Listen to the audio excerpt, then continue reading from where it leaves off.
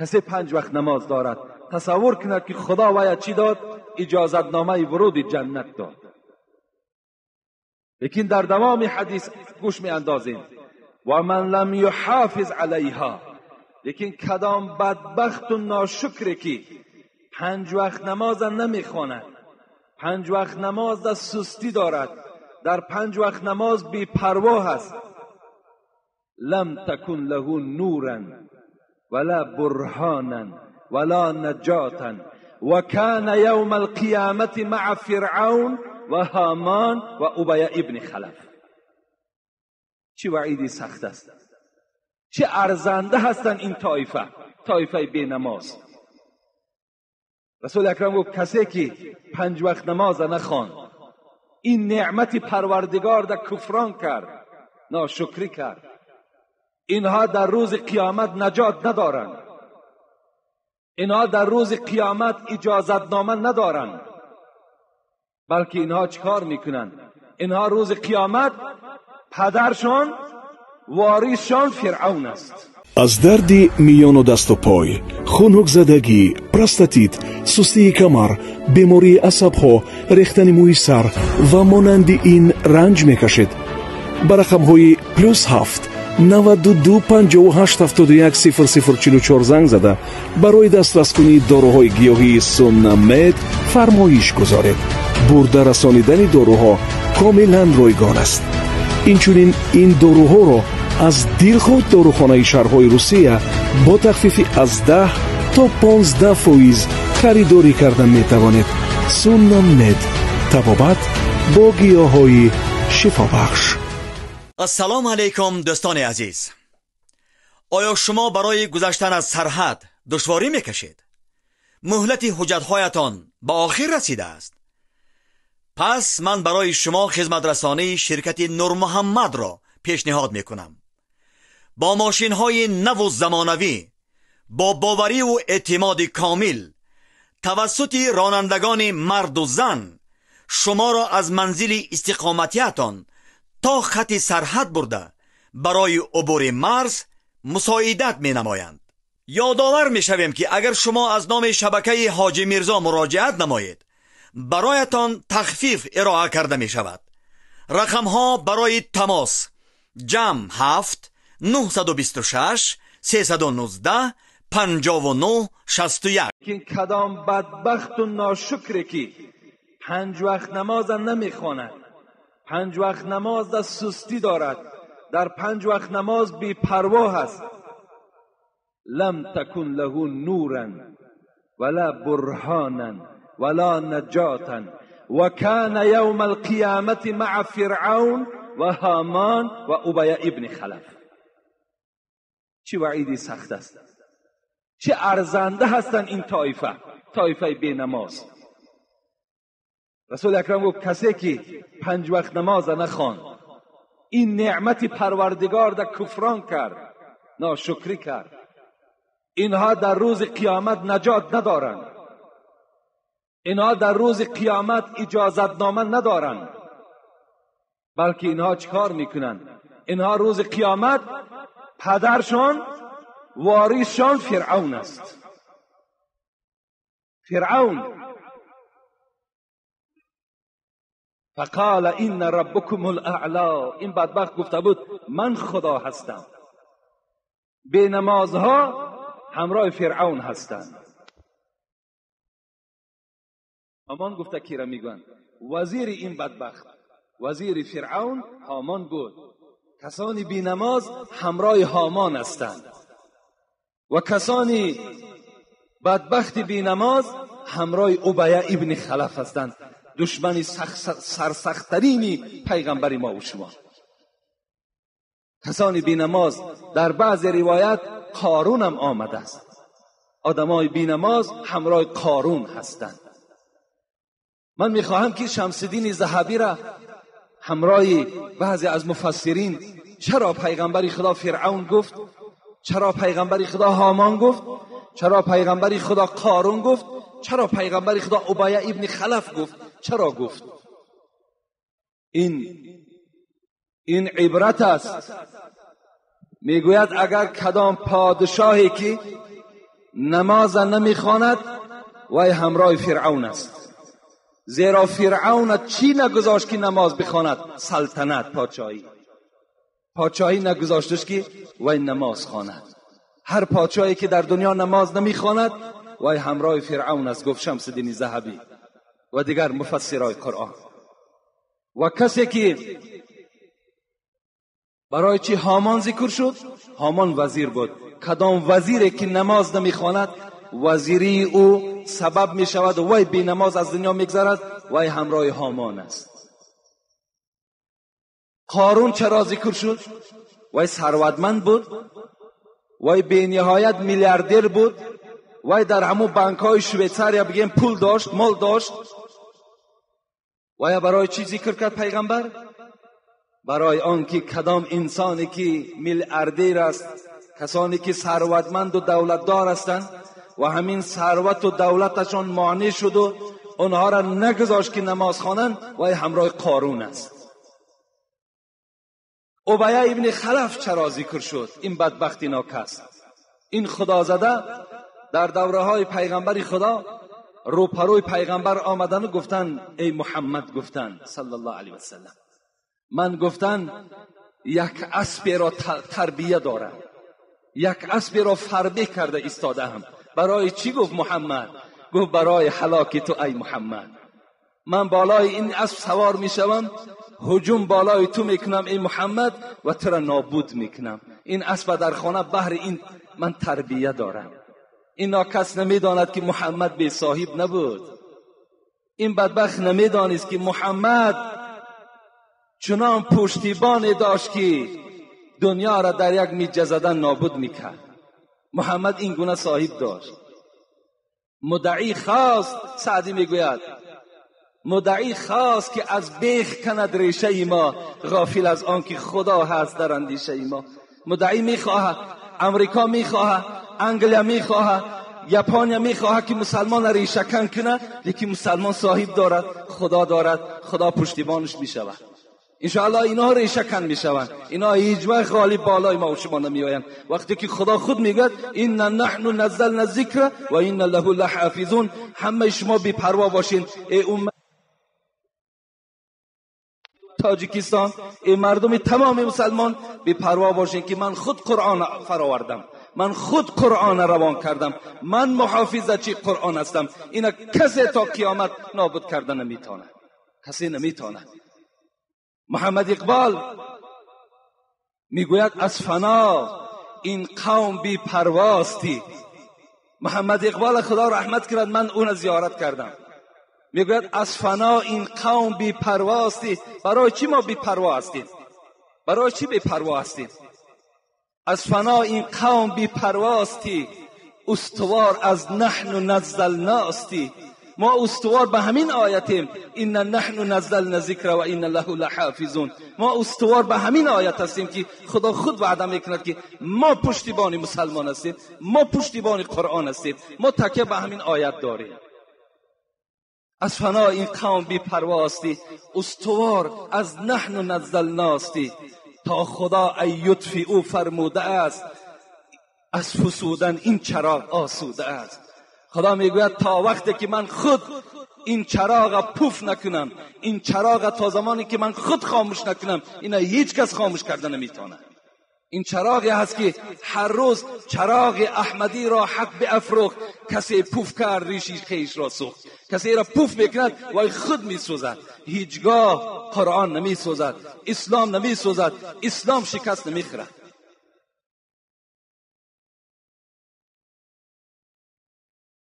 این ابی ابن خلف فکر کرد که من این اسب تربیه کردم قطعی محمد را هلاک میکنم. چی میداند که از دست محمد او هلاک میشود.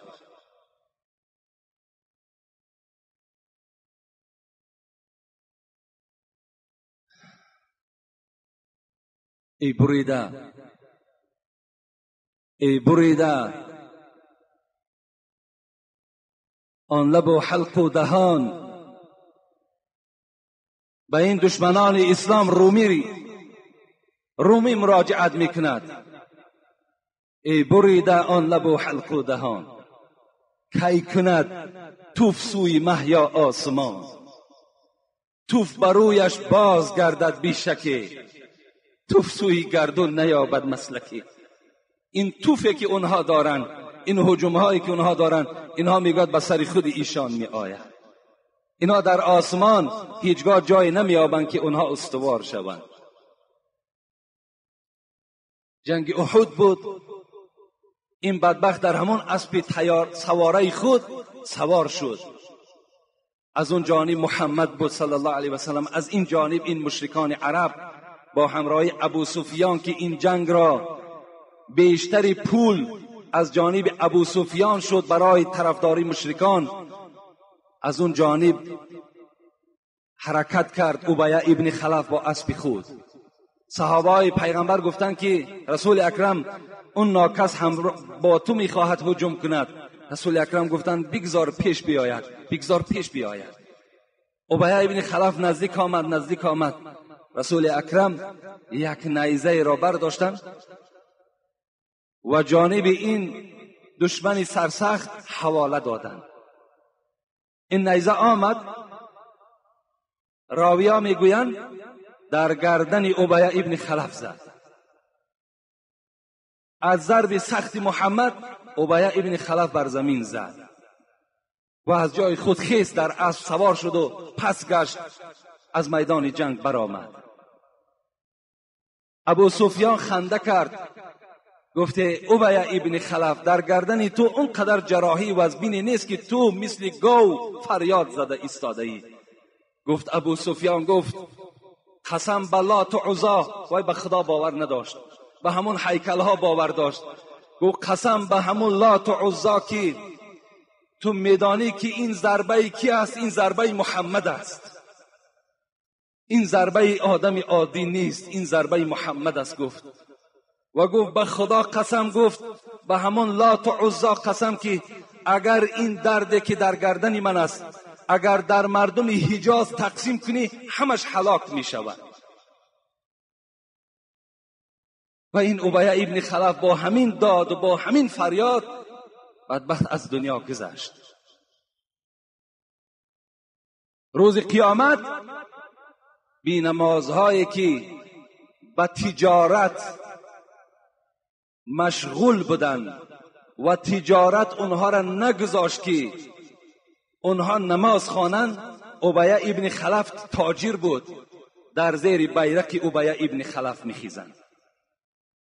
کدام تاجره که امروز نمیخواهد یا اینکه دکان نمیتواند که در او را دروازه او را بپوشد و نماز جمعه خواند و نماز 5 وقته خواند، فردای قیامت در زیر بیرق این ناکس، این نالایق ابی ابن خلف سر میبردارد. چی ناخوب است، چی زشت است، چی شرمندگی هست که آدم در زیر بیرق فرعون، در زیر بیرق هامان، در زیر بیرق قارون، در زیر بیرق ابی ابن خلف خیزد. چی خوش است که ما و شما در زیر بیرق محمد اگر سر بردارید. چی خوش است که اگر ما و شما در زیر بیرق ابوبکر اگر سر بردارید. چی خوش است که در زیر بیرق عمر که در محراب از دست فیروز ابولولوی مجوسی زده شد، روده ها برآمدند، حضرت فریاد زدند آیا عبدالرحمن ابن عوف هست؟ گفتن هست. گفتن پیش در آمد. حضرت در همون حالت از پس عبدالرحمن ابن عوف نماز خواندن عمر ابن الخطاب، در حالتی که روده های مبارک کشال بدن. نماز خواندن، تمام کردن. اونها مثل ما و شما مثل دانچین، مرغ دانچین نماز نمیخواند، بلکه 2 رکعت نمازی او ساعت دوام میکرد. حضرت طاقت کردن نماز خواندن. چی خوب است که ما و شما در زیر بیرق عمر سر برداریم. چی خوب است اگر ما و شما در زیر بیرق عثمان سر برداریم. چی خوب است اگر ما و شما در زیر بیرق علی سر برداریم. این برای ما و شما خوب است. خوش به حال همون خانواده‌ای که اصلاح شده است. خوش به حال همون زن و مادر و کودکایی که در خانه سحر میخیزند، با یک حالت وزنین چشمها را میشکند، خواب اونها را غلبه میکند. لیکن ایمان، لیکن این مردی بزرگی که در خانه سرفرمانده خاندان است، اونا را بیدار میکند و جای نمازها پرتافتگی نماز میخوانند. خوش به حال اون خاندان چی مبارک خانه هست. رسول اکرم میگوید لا سهم فی الاسلام لمن لا صلاة له. بی قدرترین، بی حیاترین، شرمنده ترین انسان در روی دنیا نفری هست که نماز ندارد. در بین تمام ملت، در بین این 7 میلیارد آدمی که در دنیا زندگی میکند، رسول اکرم گفتن لا سهم. سهم گفته قدر، قیمت میگن. قیمت ندارد شخصی که نماز نداشته باشد. بی آبرو هست، شرمنده هست. یک شیخ خواستن که سفر کنن و سفر او با طریق راه بحر بود. آمدن نزد ساحل و کشتی منتظر بود. حضرت در کشتی نشستند. وقتی که کشتیبان کشتی را حرکت دادند، در بین ساحل رسیدند، این شیخ به همین بحر نگاه کرد که حیوانهای آبی یکدیگر را میخورند. حتی نگاه کرد که ماهی را میخورد. شیخ در حیرت افتاد، این چی معامله باشد که حیوان میخورد؟ این بار اول میبینم که ماهی را میخورد. کشتیبان فریاد زد، گفته دوستی خدا این چی معامله هست که امروز من میبینم؟ گفتن ای شیخ، گفتن این 10 سال شد که من در این ساحل، در این دریا مهنت میکنم، کشتی خودم میرانم، این احوال را مشاهده میکنم که حیوانهای دریا یکدیگر را میخورند، حتی ماهی‌ها را میخورند. شیخ در حیرت افتادند و در حال برای سیر این آشکار کردن جای نماز پرتافتند و سوی پروردگار خود مناجات کردند، خدایا از سیر این ما را خبر بده. این چه احوال شد؟ این دهشت است، گو این مصیبت است. مناجات آمد. ای دوستی خدا، گفت باره در این کنار بحر یک شخص بی نماز خواست که از این آب بحر بنوشد. فکر کرد که این آب شیرین است. وقتی میگوید در دهان خود یک مشت آب گرفت و انداخت و دهان او را نافار کرد، زیرا که آب بحر تیز است، تروش است. در حال میگوید همون آب پس گردانید در بحر پرتافت.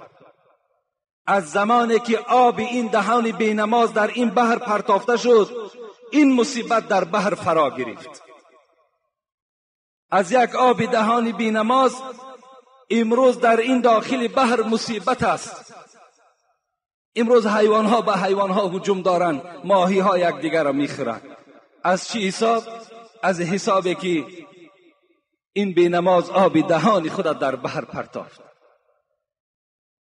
وقتی که اگر آب دهان او اینقدر ضرر داشته باشد، پس وجود او در بین این بالای زمینی که دور میگردند چقدر ضرر دارد.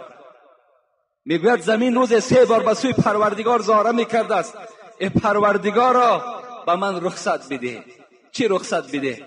رخصت ده که تا 3 طایفه را در قعر خود کشم، عذاب دهم. خداوند میپرسید است ای زمین اینها کیا هستند؟ میگفت است یکم کسانی که مردم را بیگناه خون میریزند. مردم مسلمان را بیگناه خون او را میریزند، این طایفه را من طلب دارم. و دوم این طلب من این است که کسانی که از زنا در بالای من غسل میکنند، وای به حال جوانی که زنا میکنی. زمین امروز مثل همون سگی که به سوی یک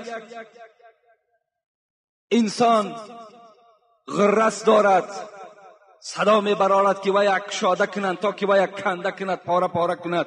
امروز زمین نسبت تو غضب دارد که پروردگارا آن موی سفید است، وای زن است، وای کمپیر است، دختری جوان است، جوانی جوان است.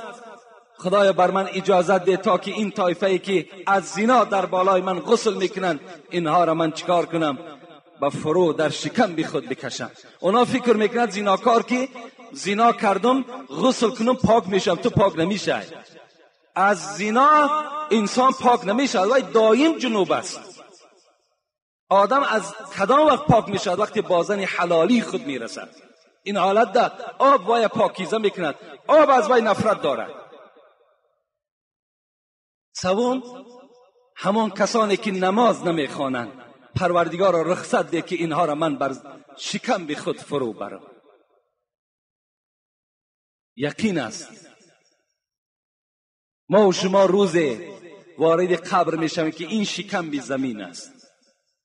چی بدبختی است که اگر ما و شما خون یک برادر را ریزانده باشیم، یا چی بدبختی است که ما و شما زنا کرده و توبه نکرده باشیم.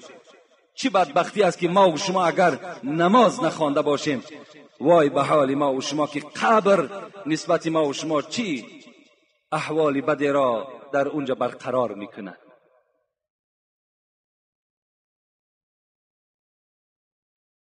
هر آن کسی که در این حلقه نیست زنده به عشق، حافظ میگوید هر آن کسی که در این حلقه نیست زنده به عشق، بر او نمرده به فتوای من نماز کنید. کسی که در دنیا میگوید اگر نماز نمیخواند، حافظ شیرازی میگوید که ای مردم به فتوای من این که وای نمرده هم که باشد جنازش خوانید که وای در قطار آدم مرده ها هست.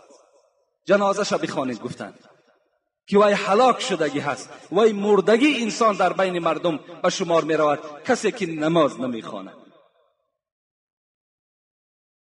خدا رحمت کند حافظه. باز میگوید شیطان که رانده گشت به جز یک خطا نکرد.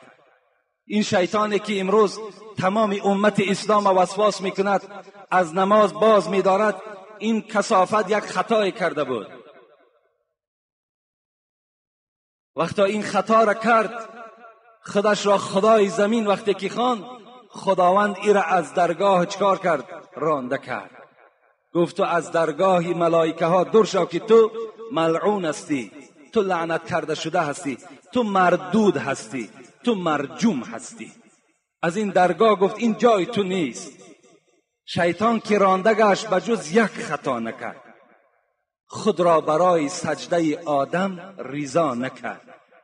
دیگر خطای شیطان این بود که وقتی خداوند آدم آفرید و گفت ای جمع ملائک، اون زمانها شیطانم در قطار ملائکه ها بود، گفت آدم سجده کنین.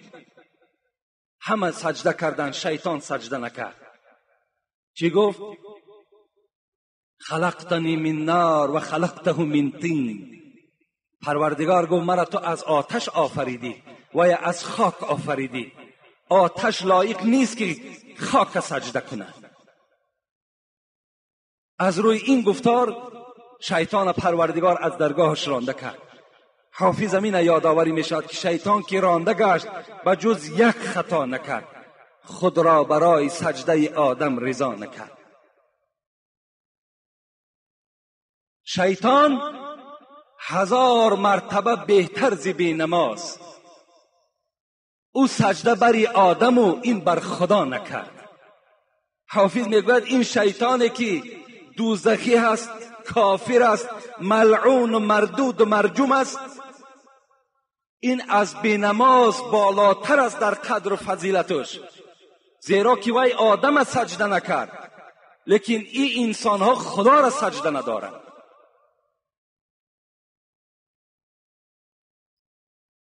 حضرت عیسی میگوید باره میگوید به یک کوه گذشتم، نگاه کردم که بی نهایت درختاش میوه‌دار بود، چشمه های زیاد داشت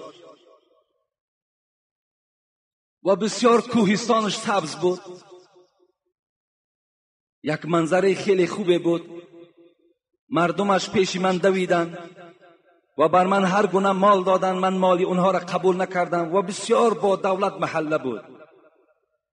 با اونها دعای خیر کردم و پس گشتم. 3 سال بعد باز به همون وادی گذر کردم. نگاه کردم درختها همه خشک، چشمه ها همه خشک شدگی، یک بیابانی تماما بگیم در نظر انسان نفرت آور اون محله را فرا گرفته است. کسی در اونجا زندگی نداره. و سوی پروردگار مناجات کردم، خدایا این چه منظره زیبا بود 3 سال پیش، چه حالت شد. از نزد پروردگار صدا آمد که در این محله بار یک آدم بینماز در این چشمه های این محله غسل کردند، آبازی کردند. از حساب گفت آب بدن همین بینماز این بستان سرا را ما چکار کردیم؟ به این خرابزار مبدل کردیم که این بینماز در این محله داخل شد و آب بدن این چی شد؟ در این بستان سرای ما داخل شد. این است وعید آدم بینماز. برادرای عزیز، ما و شما کار کنیم از طایفه آدمهای بینماز نباشیم. چه عذاب دردناک است، چه واخوری های ناخوب در روز قیامت برای آن کسانی که دنیا در بینماز از دنیا سفر میکنند. بینهایت عذاب دارند. وقتی در زیر بیرق فرعون و هامان و قارون و ابی ابن خلف باشد، پس دیگر چه جایی وصفش است؟ دیگر چه جایی بیان کردنش است؟ سعدی میگوید وامش مده که او بینماز است. آدم بینماز میگه اگر نزد تو بیاید قرضدار، اگر یگان معرکه دارد یا میخواهد که از تو قرض بگیرد، وامش مده که او بینماز است. تو یک قرض دتی میگوید. برای چی؟ آیا سعدی رحم نداشت؟ آیا سعدی دلش به مردم نمیسوخت؟ وامش مده که او بینماز است، گرچه دهنش زفاقه باز است. او قرض خدا نمیگذارد، از قرض تو نیز غم ندارد. حضرت میگوید اگر از گشنگی هلاک شود شما با وی قرض ندهید. میگوید زیرا که آدم بینماز وقتی که نماز قرض پروردگار باشد، وقتی وی قرض خدا را ادا نمیکند، وی پروای قرض تو ندارد. این از تعلیماتی پیشواهای ما و شما. من فتوای 4 امام به شما میگویم. امام احمد حنبل نسبت به نماز چی میگوید؟ این 4 صاحب مذهب هستند. دنیای اسلام در زیر این 4 مذهب قرار دارند. یکی امام احمد حنبل است، یکی امام شافعی است، یکی امام مالک است، یکی ابو حنیفه ما و شماست. همه اونا از ما و شماست. لیکن امروز که ما و شما در زیر مذهب ابو حنیفه هستیم، از این خاطر من میگویم که ابو حنیفه ما و شماست. امام احمد حنبل میگوید کسی که بینماز است وای کافر است. دلیلهاش انشاءالله من جمعه آینده به شما باز در باب بینماز گپ میزنم از آیاتهای قرآن.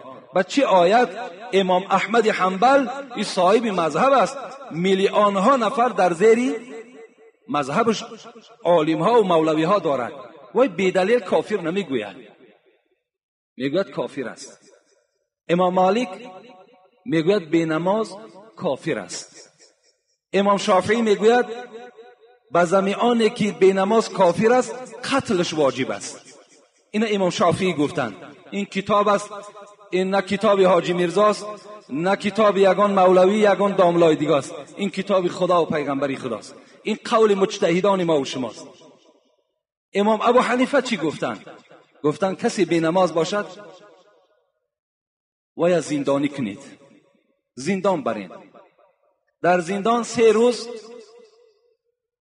وای را محکم کنید و پیشنهاد کنید نماز قبول میکنی یا نه. اگر نماز قبول کند کشاده کنید وای. اگر نماز قبول نکرد نزد او طعام نگذارید، با همون گرسنگی در زندان هلاک شود. این قول امام ابو حنیفه است.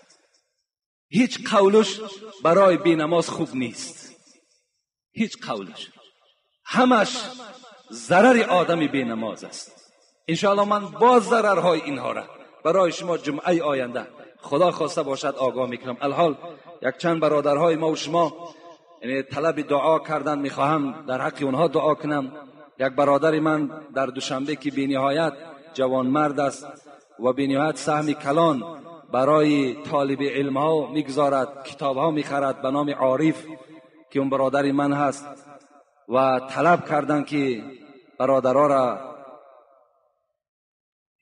التجا کن که من یک شخص بیمار هستم، در حق من دعا کنن. از این خاطر در حق این عارف جان دعا میکنیم که خدای مهربان این بنده خدا شفای کامل و شفای عاجل خدا نصیب روزیش بگردانی و هر یک همتی که در راه اسلام میکند خدا در نامه اعمالش کتابت کنی و خداوندا باز فرزندهای این عارف جان خدمتگار اسلام و خدمتگار پدر و مادرش بگردانی. آمین یا رب العالمین. و برادرمان شریف خان از این محله و یک خواهرمان رابعه و از ما طلب کردن که در حقشان دعا کنیم.